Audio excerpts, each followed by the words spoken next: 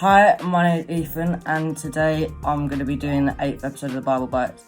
I'm reading from 1 Samuel chapter 17, verses 45 to 47. But first, I'll just like to recap chapter 17 to 18. Goliath basically challenged anyone from the Israelite army, preferably their strongest man, to fight him to the death. David volunteered to fight, but Saul, the king of the Israelites at the time, saw him and said he was too young. Despite this, eventually Saul said he could.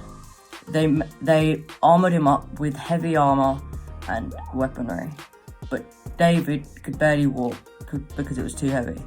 He took all of it off and just picked up his shepherd's staff and 5 small stones. He held his slingshot in one hand and he walked towards Goliath.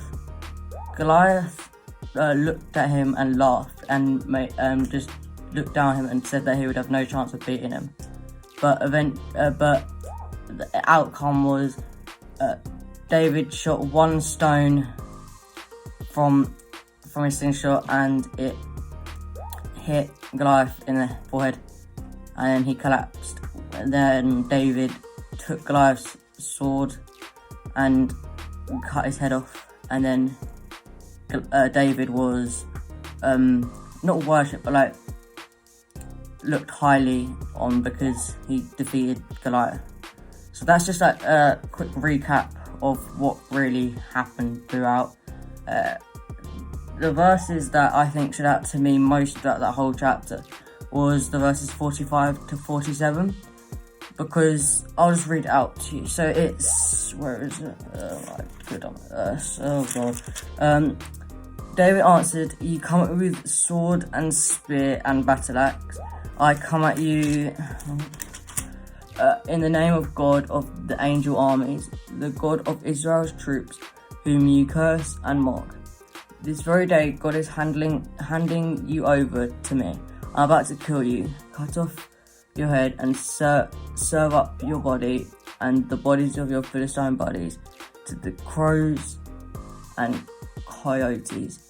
The whole earth will know that there's an extraordinary God in Israel." And everyone gathered here will learn that God does not save by means of sword or spear. The battle belongs to God. He's handing you to us on a platter. What really stands out to me in these verses is that this really emphasizes the power of God and how if you trust in God and believe in God's power that He will help you no matter what, then you can not do anything, but you have the courage and enthusiasm to do anything you want. And it says how he has the name of God of the angel armies, but he doesn't have the weapons and stuff that Goliath does. But it's basically saying he doesn't need it because he's got the power of God on his side, and that's better than any weapon to exist, because it's the power of God, and God's the almighty leader. And I think it just shows that when you do trust in God, then you do people may laugh at you, people may mock you, but you at the end of the day will always come out on top. Not necessarily in a fine sense, but in a moral sense, or any sense, you will just come out on top because you trust in God that He has got His best intentions for you. So He will make sure that you live a good life. Not necessarily a healthy life and all that, but you'll be a pure person, if you know what I mean. And I think because we're all experiencing a similar situation, not necessarily the same because everyone's lives are different, but a similar one with this whole pandemic at the moment. You're gonna have days when it's really tough and days when it's easy and just no different for you. It could just be a weekend day where you're just a day at home at a weekend, it could just feel like that. But then other days it might be really difficult where you aren't seeing your friends or stuff like that. Like for me, it's not been as tough as for other people, because as I'm homeschooled, I'm used to not seeing people all the time. So it's not as difficult, but it still is, and I can still understand why people are not enjoying it, because I'm not. And yeah, it's just, I get why it's not fun or at all, because it's not. But I think if throughout this pandemic and time where we're all locked away and can't go out, see our friends yet, if we just trust in God and believe that God is doing his best for us, because in Venice, I think it is, the canals, they're normally really dirty and you can't see, it's just like a brown mess. It's now completely clear, like you can see through it, and it just shows how